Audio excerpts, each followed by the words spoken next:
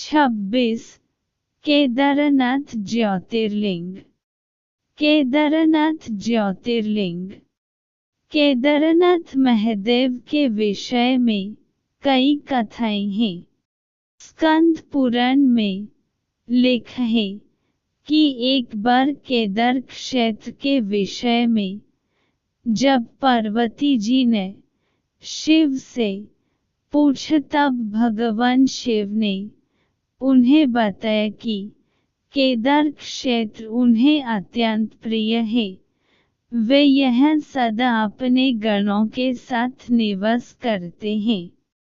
इस क्षेत्र में वे तब से रहते हैं जब उन्होंने सृष्टि की रचना के लिए ब्रह्म का रूप धारण किया था। स्कंद पुराण में इस स्थान की महिमा का एक वर्णन यह भी मिलता है कि एक बहेलिया था जिस हिरण का मांस खाना अत्यंत प्रिय था। एक बार यह शिकार की तलाश में केदार क्षेत्र में आया। पूरे दिन भटकने के बाद भी उसे शिकार नहीं मिला। संध्या के समय नारद मुनि इस क्षेत्र में आए तो दूर से बहेलिया उन्हें हिरण समझकर उन पर वन चलने के लिए तैयार हुआ। जब तक वह वन चलत सूर्य पूरी तरह डूब गया। अंधेरा होने पर उसने देखा कि एक सर्प मेंढक का निगल रहा है। मृत होने के बाद मेंढक शिव रूप में परिवर्तित हो गया। इसी प्रकार बहेलिया ने देखा कि एक हिरण को सिंह मार रहा है। मृत हिरण शिव गणों के साथ शिवलोक जा रहा है। इस अद्भुत दृश्य को देखकर बहेलिया हैरान था। इसी समय नारद मुनि ब्राह्मण वेश में बहेलिया के समक्ष उपस्थित हुए। बहेलिया ने नारद मुनि से इन अद्भुत दृश्यों के विषय में पूछा। नारद मुनि ने उसे समझाया कि यह अत्यंत पवित्र क्षेत्र है। इस स्थान पर मृत होने पर पशु पक्षियों को भी मुक्ति मिल जाती है। इसके बाद बहेलिया को अपने पाप कर्मों का स्मरण हो आया कि किस प्रकार उसने पशु पक्षियों की हत्या की है। बहेलिया ने नारद मुनि से अपनी मुक्ति का उपाय पूछा। नारद मुनि से शिव का ज्ञान प्राप्त करके बहेलिया केदार क्षेत्र में रहकर शिव उपासना में लीन हो गया। मृत्यु पश्चात उसे शिवलोक में स्थान प्राप्त हुआ।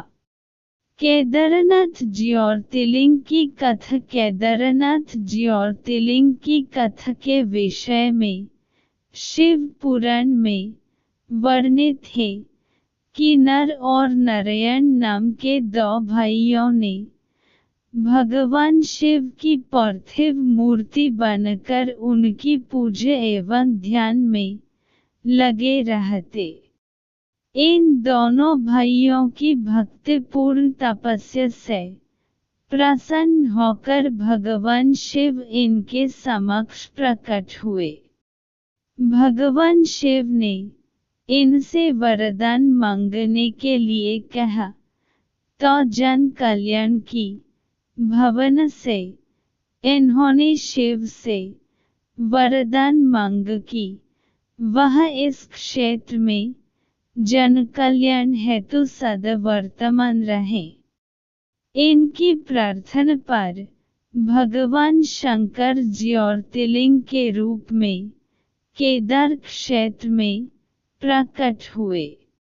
केदारनाथ से जुड़ी पांडवों की कथा शिव पुराण में लिखा है कि महाभारत के युद्ध के पश्चात पांडवों को इस बात का प्रायश्चित हो रहा था कि उनके हाथों उनके अपने भाई बंधुओं की हत्या हुई है। वे इस पाप से मुक्ति पाना चाहते थे। इसका समाधान जब इन्होंने वेद व्यास जी से पूछा तो उन्होंने कहा कि बंधुओं की हत्या का पाप तभी मिट सकता है जब शिव इस पाप से मुक्ति प्रदान करेंगे। शिव पांडवों से अप्रसन्न थे।